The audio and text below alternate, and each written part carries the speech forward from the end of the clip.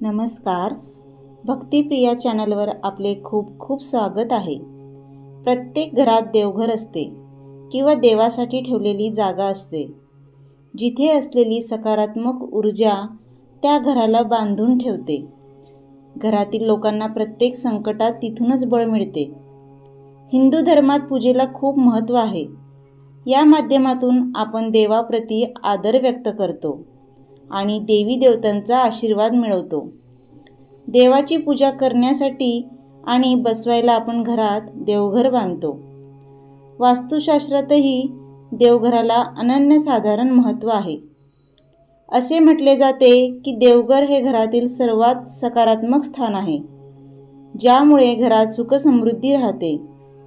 अनेकदा देवघर जुने झाल्यावर ते बदलण्याचा किंवा काढून टाकण्याचा विचार आपण करतो, परंतु शास्त्रामध्ये ते शुभ मानले जात नाही. पण काही वेळा देवघर बदलण्याची गरज भासते.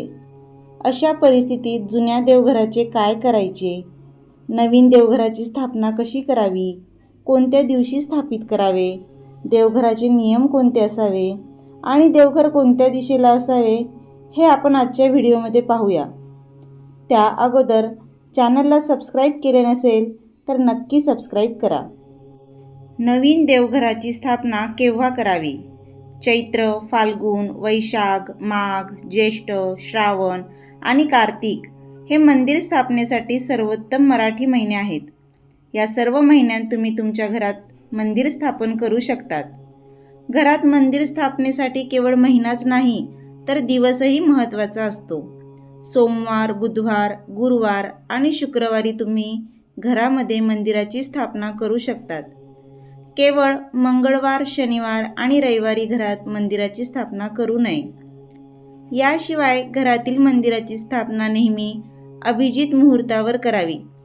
सकाळी किंवा रात्री कधीही घरात नवीन मंदिराची स्थापना करू नये.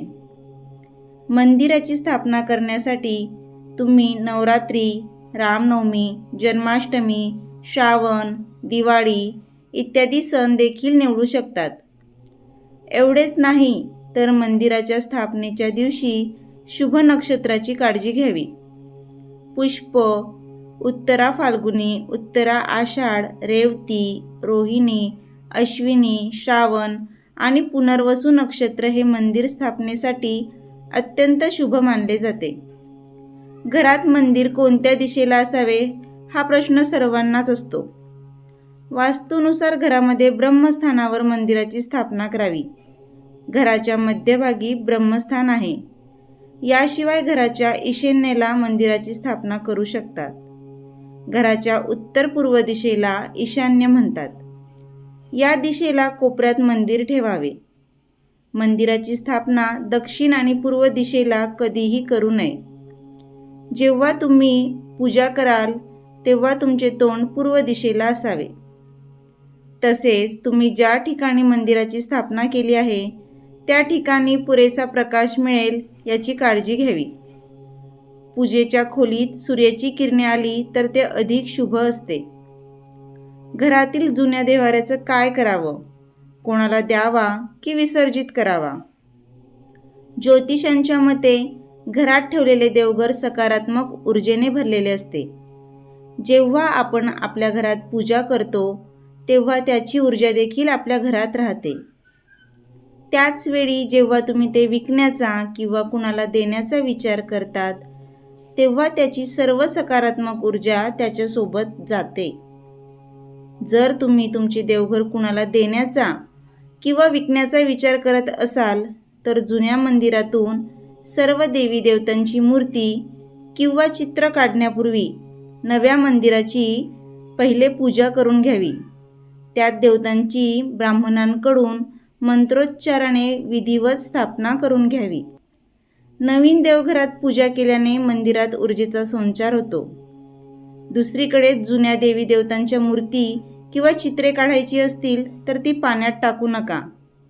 देवघराच्या पुजाऱ्याला म्हणजेच ब्राह्मणाला देऊन टाकावी. या मूर्ती कोणत्याही चौकात किंवा झाडाखाली ठेवू नयेत. तुम्ही त्यांचे विसर्जन करू शकतात. तर आजची तुम्हाला माहिती आवडली असेल किंवा व्हिडिओ आवडला असेल तर जास्तीत जास्त शेअर करा, लाईक करा आणि चॅनलला सबस्क्राईब करा. धन्यवाद.